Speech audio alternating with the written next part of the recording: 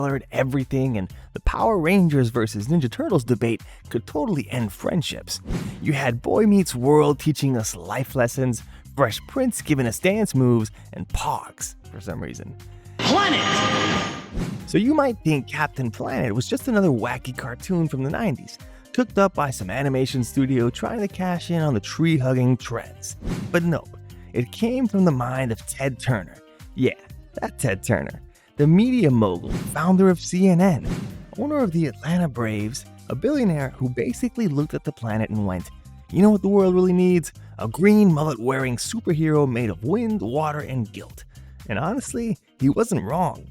But make no mistake, Captain Planet wasn't just about saving whales and hugging trees. This show was a full-blown eco-fever dream wrapped in recycled paper and narrated by Mother Earth herself. Get this, the Planeteers, they weren't just random characters. They were based on real-life environmental activists and global leaders. Mati, the one with the power of heart, was actually inspired by Paulinho Paikan, a Kayapo leader fighting to protect the Amazon rainforest in Brazil. And here's where it gets even weirder. Guess who was originally cast as the voice of Captain Planet? Tom freaking Cruise. Yep, the Top Gun himself actually voiced the first 6 episodes, but then he bailed. Creative differences, control issues, the usual Hollywood stuff. So his lines were scrapped and re-recorded by David Coburn, who ended up being the voice we all remember.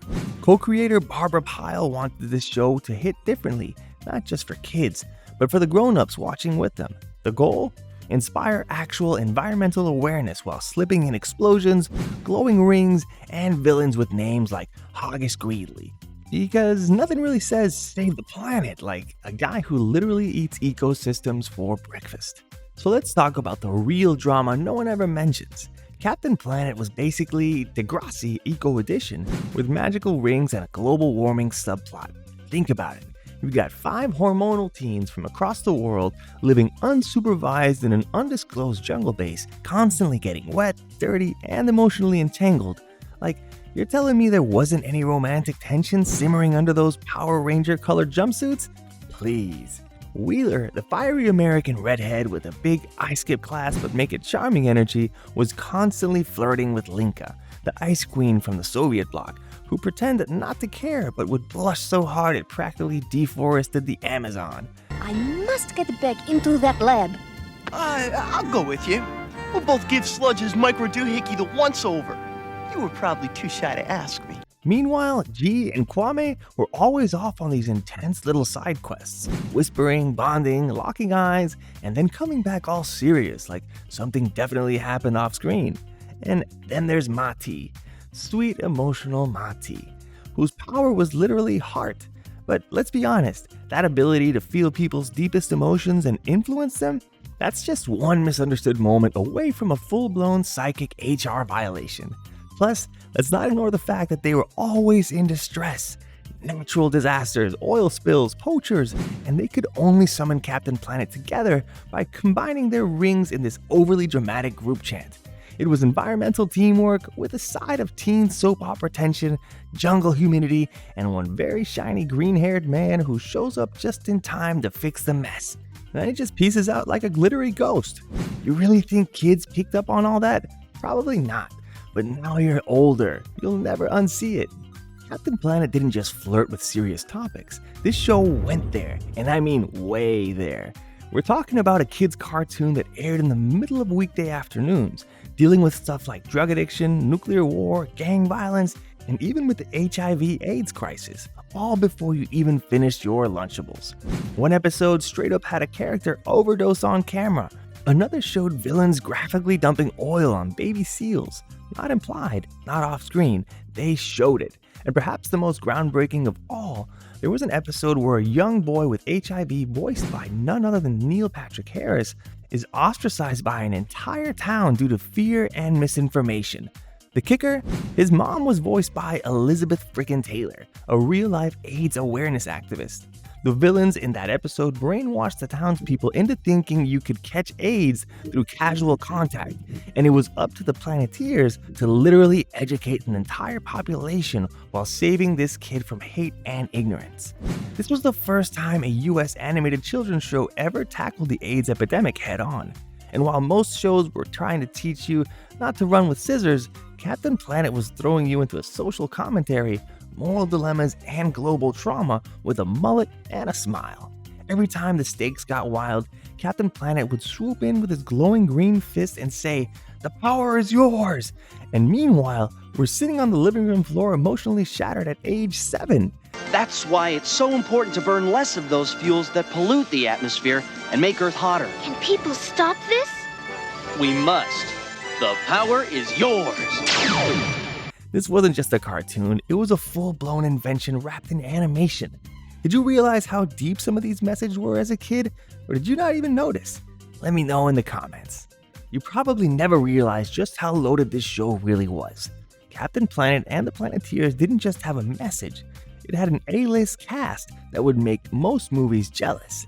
Whoopi Goldberg voiced Gaia, Mother Earth herself, before Margot Kidder, yes, Lois Lane from the original Superman films lineup of Hollywood royalty, Jeff Goldblum, Meg Ryan, Tim Curry, Sting, Elizabeth Taylor, and freaking Martin Sheen. I'm sorry, what? You've got literal Oscar winners and pop culture legends doing voices for eco-terrorists and radioactive sludge monsters in a Saturday morning cartoon? That's not just iconic, that's straight up unhinged. More about this in just a little bit. And let's not forget about the man behind the mullet, David Coburn, the official voice of Captain Planet after Tom Cruise dipped out. And Coburn was acting, okay? He was out here dropping environmental zingers like, "You'll pay for this" in Toxic Interest, with the energy of someone fighting climate change and student loans. But look, we gotta talk about the planet-shaped elephant in the room, Captain Planet's body. It was low-key confusing. A chiseled jawline, skin that shimmered like he exfoliates with compostable glitter, and abs so sharp they could slice a six-pack ring. This man looked like he bench-pressed wind turbines in the morning and moisturized with biodegradable body oil at night. Shocking news, Planeteers. I'm back! And don't even get me started on that wink. That one wink sparked an entire generation of extremely confusing feelings. And yes, there are Reddit threads, plural. So, was Captain Planet secretly first rap propaganda wrapped in eco-consciousness? Keep watching, because it gets even weirder. Let's talk about the real stars of Captain Planet, the villains.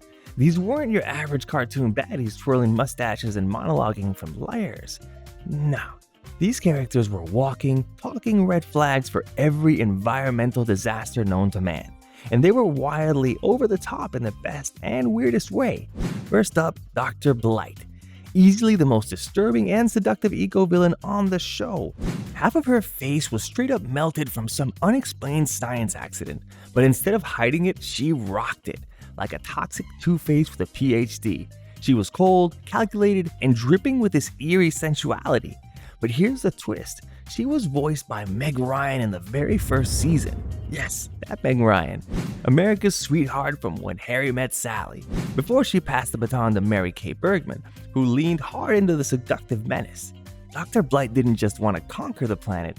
She kinda wanted Captain Planet in a very adult way. Like, listen to her voice and you're suddenly wondering if you should leave the room. Who cares about quality? I'm breeding for quantity. Then there's Loot and Plunder. If Gordon Gekko and a Bond villain had a baby and raised it on oil spills and bad intentions, this guy would be it. He dressed like a slimy businessman from the 1980s Wall Street fever dream, slick back hair, pinstripe suit, and absolutely zero ethics. But here's the kicker. His voice actor was James Coburn, an Oscar-winning actor known for his gritty, commanding voice. He brought this suave, arrogant energy to Plunder that made him both hateable and magnetic. And just to add to the drama, Plunder always had a henchman by his side, usually some muscle-bound goon who looked like he got kicked out of WWF for being too evil. There's anything I like more than being mean, it's being sneaky. Now let's get into the absolute fever dream that is Verminius Scum. He was a mutant Ratman hybrid who lived in sewers, spread disease, and literally reveled in filth and misery. If Incel Reddit had a mascot in the 90s, he would be it. He hated people, loved chaos, and preached about dismantling society with plague. He was voiced by Jeff Goldblum in the early episodes. Yes, Jeff Goldblum, that offbeat, charming chaos energy from Jurassic Park. Now imagine it coming out of a sewer route with patchy fur and a sneer. Perfect. This'll put hair on anybody's chest. Rat hair.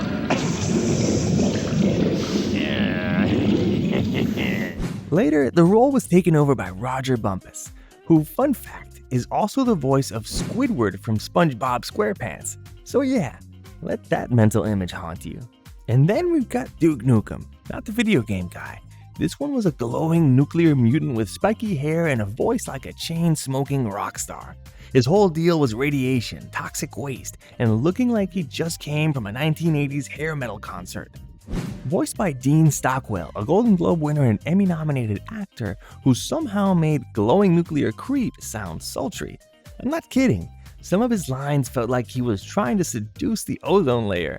Give it up, Planeteers. I want my power switch now. Well, look-a here. My power switch. And we can't forget Zarm, the rogue spirit of destruction, once a planetary protector, now gone full villain. You know how many A-listers voiced this guy? Sting, first of all, yes, the musician, then Malcolm McDowell, and even David Warner, each bringing their own brand of posh apocalypse energy. That intense? Go rewatch any episode with Dr. Blight and Duke Nukem. The sexual tension is real. Captain Planet may have been for kids, but the villains? Oh, they were for the adults in the room. Speaking of too hot for TV, are you ready for this? There was one episode called Mind Pollution that got banned in some places. It featured a kid named Boris, yes, really, who gets hooked on a drug called Bliss. He ends up jumping out of a window in a hallucination. This aired on a Tuesday on TBS. They were not playing around. I mean, kids were watching SpongeBob, and the Planeteers were out here having existential breakdowns and accidental trips. Comment below if you remember watching this now banned episode. So yeah, Captain Planet wasn't just a cartoon. It was an environmental head trip disguised as superhero fanfiction with a little sexual tension and a lot of emotional trauma. And yet we loved it. The messages stuck with us, the weird characters haunted us, and the theme song, still a bop. Now it's your turn. Which fact blew your mind? Was it the voice cast, the banned episode, the eco-thirst? Drop a comment below because I really need to know if I'm the only one who saw all this crazy madness. Don't forget to like and subscribe for more of your favorites from the 80s and 90s coming your way. Until next time, the power is yours.